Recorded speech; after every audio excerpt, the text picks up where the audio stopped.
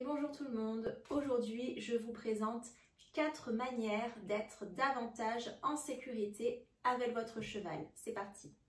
Petit 1, ne combattez pas vos émotions mais au contraire, écoutez-les.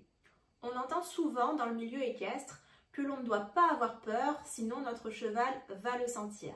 Oui mais voilà, quand on a peur, on a peur. Et là, je ne vous parle pas de la petite boule au ventre, mais je vous parle d'une vraie peur, l'angoisse, le cœur qui s'accélère, celle qui vous met dans le rouge, qui vous empêche de réfléchir.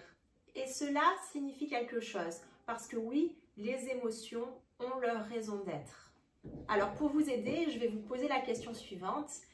Qu'est-ce qui ferait aujourd'hui que vous n'ayez plus peur? Quelle est la chose qui vous permettrait de ne plus ressentir cette émotion de peur? Par exemple, pour quelqu'un qui a peur de sortir en extérieur, peut-être que la réponse serait si je suis sûre de pouvoir arrêter mon cheval, alors je n'aurai plus peur.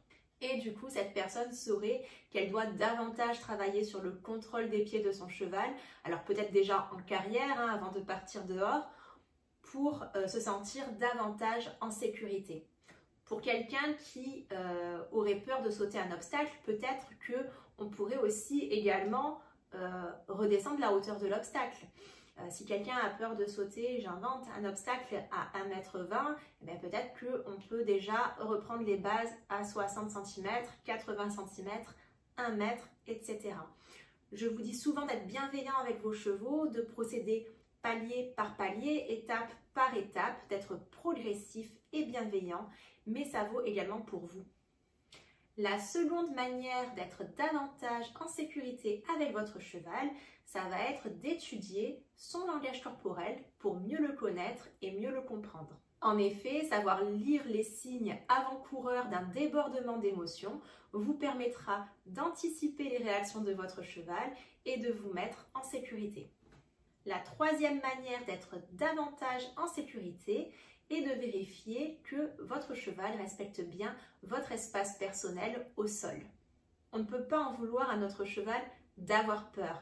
C'est une réaction tout à fait normale et du coup, cela peut arriver qu'il fasse un écart. Mais à nous de faire en sorte que ces débordements d'émotions ne nous impactent pas physiquement. Pour cela, je vous invite à travailler quotidiennement sur le respect de l'espace personnel. Enfin, que ce soit au sol comme en selle, la quatrième manière d'être davantage en sécurité, eh bien, ça va être de travailler sur le contrôle des pieds de votre cheval. Et bien sûr, je vous invite à revoir les exercices de base, les flexions latérales et les arrêts d'urgence. Si vous ne savez pas comment les demander, eh bien sachez que ce sont des choses que nous pouvons travailler autant en coaching à distance qu'en coaching en présentiel. Et voilà, c'est tout pour aujourd'hui. J'espère que cette vidéo vous a plu. Si tel est le cas et si vous pensez qu'elle peut aider une amie à vous, n'hésitez pas à la partager et à me laisser en commentaire vos impressions et vos questions. À bientôt!